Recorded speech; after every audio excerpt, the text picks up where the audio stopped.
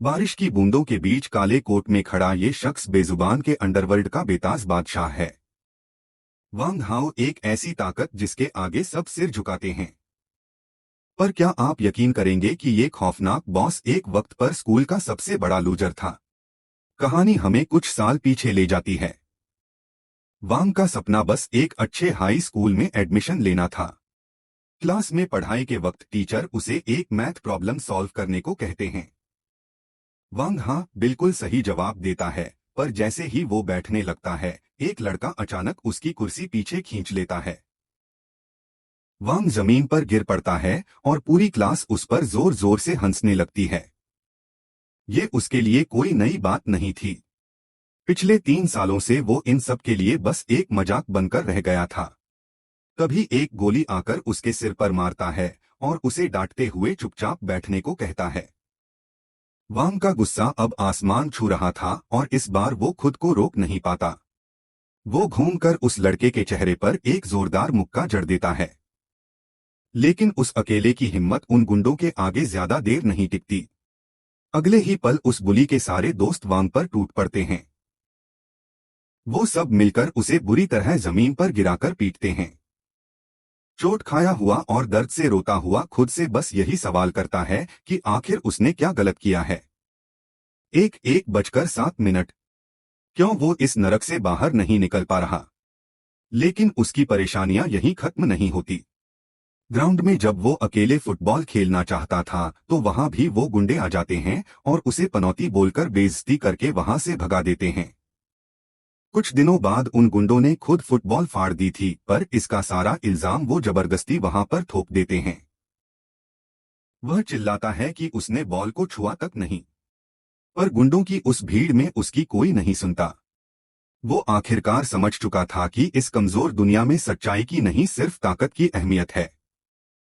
आखिरी उम्मीद लेकर वो अपने टीचर के पास जाता है और बताता है कि कैसे वो लड़के उसे बिना वजह पीटते हैं और उस पर झूठे इल्जाम लगाते हैं। लेकिन टीचर उसकी मदद करने के बजाय अपने फोन में देखते हुए उल्टा उसी को ताना मारता है कि अगर सब लोग मिलकर सिर्फ तुम्हें ही परेशान करते हैं तो जरूर प्रॉब्लम तुम्हारे ही अंदर होगी। टीचर उसे डांट कर वहां से निकल जाने को कहता है। गुस्से और बेबसी से भरा वांग हाओ अब अपनी सीट पर वापस आता है। उसकी आंखों में एक अलग ही आग उजली है। अपनी बुक पर गुस्से से पेन चलाते हुए जिससे पन्ने तक फट जाता है, वो फैसला करता है कि वो किसी भी हालत में इस कीचड़ से निकलकर हाई स्कूल जाएगा ताकि वो अपनी जिंदगी की एक नई शुरुआत कर सके। पर उसे बिल्कुल भी अंदाजा नहीं था कि उसका ये नया सफर उसे किस खौफनाक रास्ते पर ले जाने वाला है। एक दिन स्कूल में वो अपने टीचर के पास खड़ा था, जहां टीचर उसकी एडमिशन नोटिस ढूंढ रहे थे। अलमारी के सारे ड्रॉर छान मारने के बाद भी जब नोटिस नहीं मिला तो टीचर परेशान हो गए। उन्होंने कहा कि अजीब बात है, अभी तो यही था। फिर उन्हें याद आया कि थोड़ी देर पहले क्लास का सबसे बड़ा बुली यंग और उसके दोस्त भी अपनी नोटिस लेने आए थे। टीचर ने शक जताया कि कहीं वो लोग वांग हाओ की नोटिस भी अपने साथ तो नहीं ले गए और उसे जाकर चेक करने को कहा। यंग का नाम सुनते ही वांग के होश उड़ गए।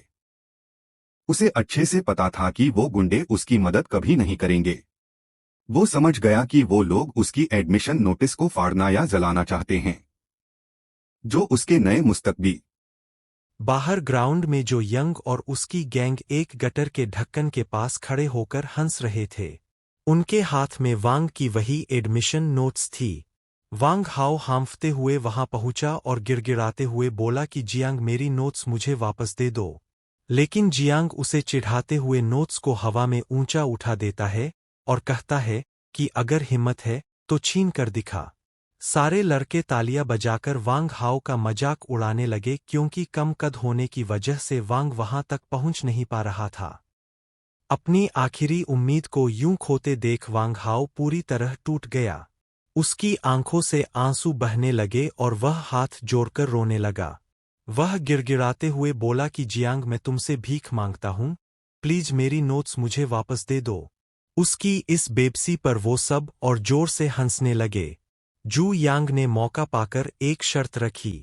उसने नोट्स को जमीन के पास किया और बड़ी ही कमीनी मुस्कान के साथ बोला कि अगर तुम मेरे आगे घुटने टेक दो तो मैं तुम्हें वापस दे दूंगा।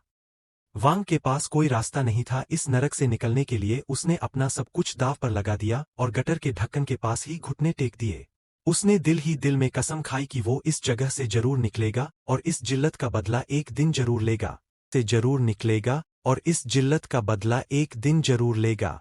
लेकिन जियांग का मजाक यहीं खत्म नहीं हुआ। जैसे ही वांग ने घुटने टेके, जू यांग ने करता है बाहर जाकर दोस्तों के साथ खेला कर। उसके पिता भी बीड़ी पीते हुए कहते हैं कि अच्छे स्कूल में एडमिशन हो गया है तो थोड़ा घूम फिर कर रिलैक्स कर लो। पर वांग कहता है कि वो घर पर ही ठीक है। तभी वहां एक लंबे काले कोट में एक लड़का एंटर होता है, जिसे देखकर वांग के चेहरे पर एक प्यारी सी मुस्कान आ जाती है। वो उसका बड़ा भाई जैसा दोस्त युग था। ये बताता है कि वो शहर के चाइना वोकेशनल कॉलेज में पढ़ता है, जो वांग के नए स्कूल के बिल्कुल पास है। वांग हाओ उत्सुकता से शहर और स्कूल के बारे में पूछता है तो उसे बताता है कि वहां बहुत सारे इंटरनेट कैफे, खाने पीने की गलियां और शहर जाने के लिए काफी बसें हैं। जाते जाते युग उसके कंधे पर हाथ रखकर कहता है कि अगर चिन्हाई स्कूल में कोई भी तकलीफ हो तो मुझे याद करना। युग के जाने के बाद वांग हाओ थोड़ा सोच में पड़ जाता है। उसे याद आता है कि मिडिल स्कूल में भी एक लड़के ने उसे ऐसे ही प्रोटेक्ट करने का वादा किया था, पर बाद में वो खुद उससे प्रोटेक्शन मनी मांगने लगा था। वांग को लगता है कि चाइना हाई स्कूल तो एक टॉप लेवल स्कूल है, वहां भला क्या मुसीबत आएगी। वहां तो सब पढ़ने वाले बच्चे होंगे। वो अपने पुराने बुरे वक्त को भूलकर एक नई शुरुआत के लिए तैयार हो जाता है और आखिरकार स्कूल का पहला दिन आ जाता है। वांग अपने माता पिता के साथ भारी बिस्तर और सामान लेकर बस स्टॉप पर खड़ा होता है। बस आने पर उसकी मां काफी जल्दी में उसे अंदर भेजती हैं ताकि रजिस्ट्रेशन के लिए देर ना हो जाए। बस के अंदर वांग थोड़ा शर्मिंदा महसूस कर रहा होता है, क्योंकि उसके माता पिता इतना सारा सामान उठाए हुए थे। जब वो सब हाई स्कूल पहुंचते हैं तो स्कूल की शानदार बिल्डिंग देखकर वांग के पिता के आंसू निकल आते हैं। काउंटर पर बैठी मां से पूछती हैं कि फ्रेशमैन वांग का हॉस्टल रूम कहाँ है, तो मां बताती हैं कि बिल्डिंग नंबर 3 रूम नंबर 203 में चले जाओ और वहां बिस्तर पहले से मिलेंगे। सामान लाने की जरूरत नहीं थी। ये सुनकर पिता थोड़ा निराश होते हैं कि इतनी दूर फिजूल में सामान उठाकर लाएं। मां वांग को पहले अंदर भेज देती हैं और कहती हैं कि वह सामान वापस छोड़कर बाद में उनसे मिलने आएंगे। वांग अपनी नई क्लास में एंटर होता है और सबको स्माइल करते हुए अपना इंट्रो देता है। वहां उसकी दोस्ती झांग शांग और लीना नाम के बच्चों से होती है, जो बहुत फ्रेंडली थे। तभी उसकी नजर क्लास में बैठी एक बेहद खूबसूरत लड़की पर पड़ती है, जो पिंक जैकेट पहने हुई थी। वांग उसके पास जाता है और अपना नाम बताता है। वो लड़की बड़ी ही प्यारी मुस्कान के साथ अपना नाम बताती है। तभी स्कूल के स्पीकर पर अनाउंसमेंट होती है कि सारे नए स्टूडेंट अपनी स्कूल लेकर ग्राउंड में इकट्ठा हो जाएं। वांग मौका देखकर शाजिया से कहता है कि क्या मैं तुम्हारी स्टूल उठाने में मदद करूं। शाजिया उसे थैंक यू बोलती है और दोनों एक साथ ग्राउंड की तरफ चल देते हैं। ग्राउंड में जब सब बैठे होते हैं तो शहर से आने वाली हसीन खुशबू का दिल धड़का देती है। वो सामने देखने का नाटक तो कर रहा था, पर उसकी नजरें बार बार चोरी छुपे शीशे को ही निहार रही थी। सेरेमनी खत्म होने के बाद दोनों चुपचाप क्लास की तरफ वापस जाने लगते हैं।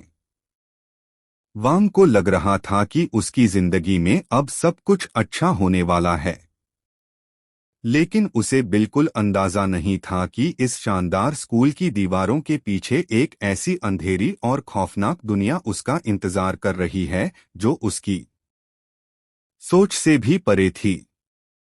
सीन शिफ्ट होता है। क्लासरूम में टीचर अंदर आते हैं और वांग को यहाँ एक बिल्कुल नॉर्मल स्टूडेंट की तरह बैठा होता है। ये बिल्कुल वैसी ही स्कूल लाइफ थी जिसका उसने सपना देखा था। वो अपने बगल में बैठी लड़की से पूछता है कि क्या हम आगे भी एक साथ बैठ सकते हैं। क्या वे खुशी से हाँ बोल देती हैं। तभी टीचर अनाउंस करते हैं कि आज एक नया स्टूडेंट आने वाला है। क्लास में सब कंप्लेंट करते हैं कि पहले ही दिन कोई लेट कैसे हो सकता है। दरवाजा खुलता है और एक लंबा चौड़ा और खतरनाक दिखने वाला लड़का अंदर आता है। इसका नाम जू यांग है। वो बताता है कि उसके ग्रेड्स अच्छे नहीं है और वो सिर्फ बास्केटबॉल की स्पोर्ट्स कोटा की वजह से इस टॉप स्कूल में आया है। टीचर उसकी पर्सनालिटी देखकर उसे तुरंत क्लास मॉनिटर बना देते हैं। पूरी क्लास खुशी से तालियां बजाती है, पर उसे बिल्कुल भी अंदाजा नहीं था कि अगला पल उसकी जिंदगी बदलने वाला है। वांग की हालत अचानक खराब हो जाती है।